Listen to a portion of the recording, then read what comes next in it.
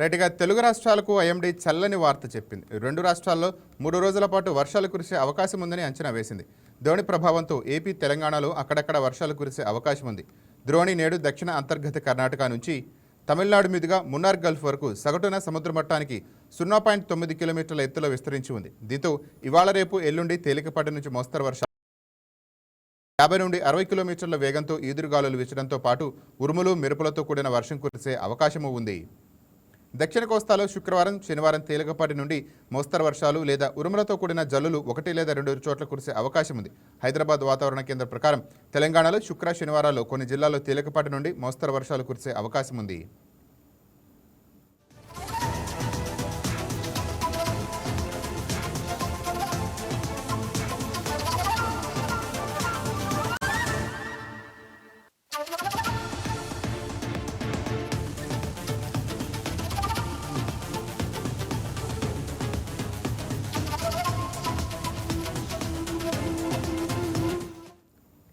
ఇక దక్షిణ కోస్తాలో శుక్ర, శనివారాలు తేలికపాటి నుండి మోస్తరు వర్షాలు లేదా ఉరుములతో కూడిన జల్లులు 1-2 చోట్ల కురిసే అవకాశం ఉంది. హైదరాబాద్ వాతావరణ కేంద్రం ప్రకారం తెలంగాణలో శుక్ర, శనివారాలు కొన్ని జిల్లాలు తేలికపాటి నుండి మోస్తరు వర్షాలు కురిసే అవకాశం ఉంది.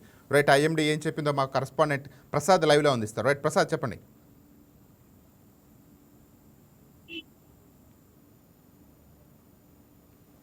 ప్రసాద్, వినిపిస్తుందా? Yeah right Nani. ఏపీ వ్యాప్తంగా ఉక్కపోతతో ఉష్ణోగ్రతలతో ప్రజలందరూ కూడా తీవ్ర ఇబ్బంది పడుతున్నారు. గరిష్టంగా ప్రతిరోజు కూడా సగటు 41 డిగ్రీల ఉష్ణోగ్రత నమోదవుతూ ఉంది. ఈ రోజు నెల్లూరు జిల్లాలో 44 డిగ్రీల గరిష్ట ఉష్ణోగ్రతలు నమోదయ్యాయి. ప్రజలు సమ్మర్ కావడంతో వేడి కారణంగా చాలా తీవ్ర ఇబ్బందులు పడుతున్నారు. సో సమ్మర్ నుంచి బాలుడు ప్రతాపం నుంచి కాసేపు ప్రజలందరికీ కూడా ఒక చల్లని వార్త అని చెప్పుకోవచ్చు. రేపటి నుంచి 3 రోజుల పాటు ఏపీ వ్యాప్తంగా మోస్తారు వర్షాల నుంచి తేలికపాటి వర్షాల నుంచి మోస్తారు వర్షాలు కురిసే ద్రోణి కారణంగా ముఖ్యంగా ఏపీకి సంబంధించి అటు ఉత్తరాంధ్ర, రాయలసీమ జిల్లాల్లో ఈ వర్షాలు కురిసే అవకాశం ఉంది. సో ఈ ప్రాంతాల్లో రేపటి నుంచి అంటే శుక్ర, శని, ఆదివారాల్లో వర్షాలు కురిసే అవకాశం ఉంది అని తెలుస్తుంది. మొత్తంగా అంటే గరిష్ట ఉష్ణోగ్రతలు నమోదవుతున్న వేళ వర్షం కారణంగా కాసేపు అంటే ఈ 3 రోజుల పాటు కాస్త ఉష్ణోగ్రతలు తగ్గి వాతావరణం నార్మల్ అయ్యే అవకాశాలు కనిపిస్తున్నాయి. మరొక వైపు ఈ ప్రాంతాల్లో ఉరుములు, మెరుపులతో కూడిన వర్షం కురిసే అవకాశం ఉంది. గంటకు 40 నుంచి 50 కిలోమీటర్ల వేగంతో గాలులు కూడా వీచే అవకాశం ఉందని వాతావరణ శాఖ చెప్తుంది. కాబట్టి ముఖ్యంగా ఒకవైపు సమ్మర్ కావడం, ఇంకొక వైపు వర్షం రావడం వల్ల వాతావరణం సడన్ గా చల్లగా మారి ప్రజలు కాస్త అనిపిస్తుంది. కానీ రైతులు ఇబ్బంది పడే పరిస్థితి ఉంది. అటు ఉత్తరాంధ్ర, రాయలసీమ ప్రాంతాల్లో ఏవైతే పంట దశలో ఉన్నటువంటి పంటలు తీవ్రంగా నష్టపోయే అవకాశం ఉంది. వరుసగా 3 రోజుల పాటు వర్షాల నేపథ్యంలో చేతికొచ్చే పంట అంటే కోత దశలో ఉన్న పంటలు ఏవైనా ఉన్నట్లయితే అంటే గోదావరి జిల్లాలో మాత్రమే ప్రజెంట్ వరి సాగు చేస్తూ ఉంటారు. రాయలసీమ, ఉత్తరాంధ్ర ప్రాంతాల్లో అక్కడ నదులు తక్కువ కాబట్టి అక్కడ ఈ టైంలో వరి తక్కువగా ఉంటుంది. వరి కోతకొచ్చే అవకాశం లేదు. కానీ ఏవైనా మిగతా పంటలు కోత దశలో ఉంటే ఖచ్చితంగా పాడయ్యే అవకాశం ఉన్న నేపథ్యంలో వాతావరణ శాఖ ముందుగానే హెచ్చరించింది. వాటిని వెంటనే ముందుగానే సేవ్ చేసుకోవాలని కూడా వాతావరణ శాఖ చెప్తుంది. ముఖ్యంగా ఇటు ఎన్టీఆర్, కృష్ణా, అదేవిధంగా ఉభయ గోదావరి జిల్లాలు, ప్రకాశం, నెల్లూరు ఈ జిల్లాల్లో మాత్రం ఎలాంటి వర్షం ఉండదని కూడా చెప్తుంది. సాధారణ ఉష్ణోగ్రతలు నమోదయ్యే అవకాశం ఉంది. సో మొత్తంగా చూసుకుంటే ఏపీ వ్యాప్తంగా ఈ రోజు 88 మండలాల్లో 41 డిగ్రీల ఉష్ణోగ్రత నమోదయ్యింది. అంటే గరిష్టంగా రోజు కూడా 41 డిగ్రీల ఉష్ణోగ్రత సరాసరిగా నమోదవుతుంది. నెల్లూరు జిల్లాలో గరిష్ట ఉష్ణోగ్రత 44 డిగ్రీలు నమోదయ్యింది. సో ప్రజలందరూ కూడా అప్రమత్తంగా ఉండాలని కూడా వాతావరణ శాఖ సూచిస్తుంది.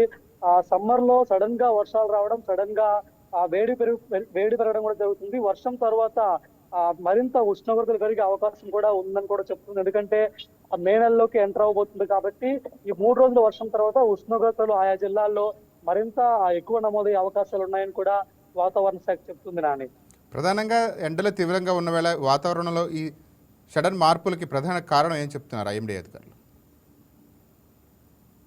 ఒకటి పొల్యూషన్ అని చెప్తున్నారు. ఇప్పటికే సమ్మర్ స్టార్ట్ అయిన తర్వాత ప్రతిరోజు అంటే ఉదయం వరకు ఒక వాతావరణం ఉంటే మధ్యాహ్నం తర్వాత భిన్న వాతావరణం కనిపిస్తుంది.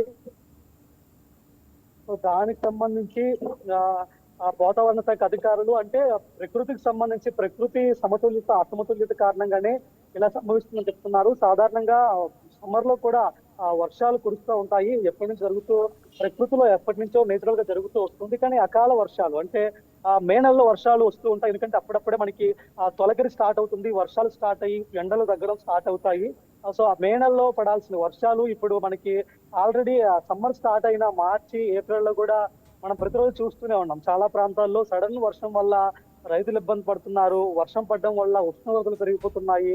సో మరికొన్ని చోట్ల ఆమ్ల వర్షాల వల్ల చాలా ఇబ్బందులు పడుతున్న పరిస్థితి కూడా ఉంది. సో ఇవన్నిటికీ కూడా వాతావరణ మార్పులు ముఖ్యంగా పొల్యూషన్ కారణంగానే జరుగుతున్నాయని కూడా ఐఎండీ తెలుపుతుంది.